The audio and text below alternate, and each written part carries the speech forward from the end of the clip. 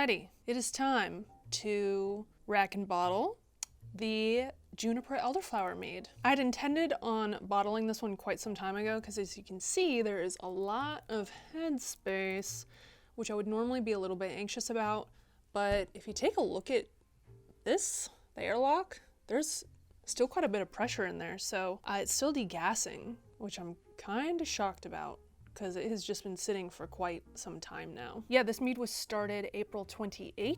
It is now September 26th. It's been sitting for like whoa, this thing's 5 months old. Time just flies, you know, you lose track, whatever. I guess let's just check this thing out. So on August 4th, I had racked this. I think it was like it ended at like 1.010 or something like that. This is about 14%. I want to double check and make sure it didn't ferment anymore. I did not jot down what my gravity was after I added honey, after I back sweetened essentially. It is slightly above 1.010. So I have faith that it's finished. What I want to do is try it and just make sure that this is enough. I think technically this is under the dry side, but let's just take a look here. It needs some more aging for sure. The lemon comes out pretty strong. You can still taste the honey. The juniper, I mean, everything's definitely there. I think I do want to add a little bit more honey to it, to be honest. I'm gonna rack this real quick, and I'm not gonna film that. I'm just gonna rack this, get it back in the bucket, and then I'm gonna add some honey. So BRB. So I've got this all in the bucket. I'm going to add some orange blossom honey.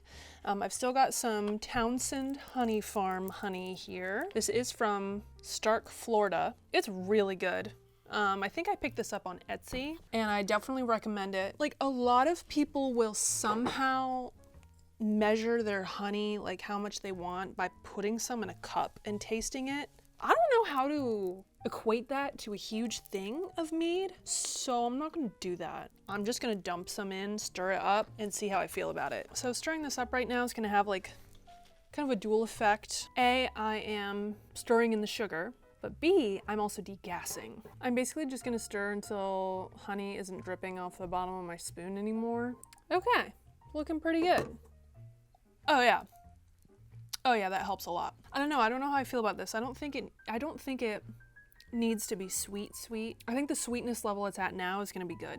It's more of a semi-sweet. I didn't want this to be like dry, you know? Now it's ready to bottle.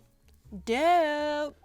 It looks really nice. I mean, it's very clear. Honestly, like, time is your friend. I never use pectinase or anything like that. Like, I don't use pectin, I don't use potassium sorbate or sulfate or anything like that. I don't really feel the need to. I think if you use those types of products, it's because you want your mead done fast, but I'm not in any rush. So waiting 4 or 5 months to bottle is like perfectly fine with me. All right, so I'm gonna go ahead and just start bottling.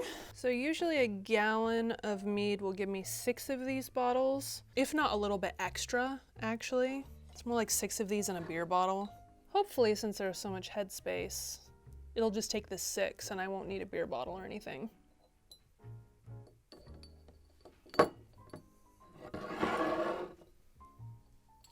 Don't really want to drink that, but oh my god. Alright, whatever. I just want things to like fit perfect. Ooh, maybe I can do this little, oh wait, no. This wasn't sanitized. Alright, well, that is Juniper Elderflower. I think for this one I'm definitely gonna have to do a tasting in a while just to see how it comes out exactly. Because right now I can't tell. I think it's gonna be good. I remember when I racked it a couple months ago back in August and I back sweetened, it was like really nice. But that was after I had just taken out the juniper and elderflower and the lemon and stuff. So I'd racked all of that out. It was very like bright and refreshing and nice. And I think the flavors right now are just like, they're just trying to work together and get things figured out. So I'm gonna have to revisit this one. Anyway, thank you so much for watching. And let me know if you have made a mead similar to this, how it turned out for you, if you liked it, if you had juniper mead or elderflower or whatever else. I'm very curious because I'm definitely open to suggestions and improving my craft, I would be interested in making this again, maybe with a lime instead of a lemon, like I had originally intended, you know. And I will see you next time. Bye.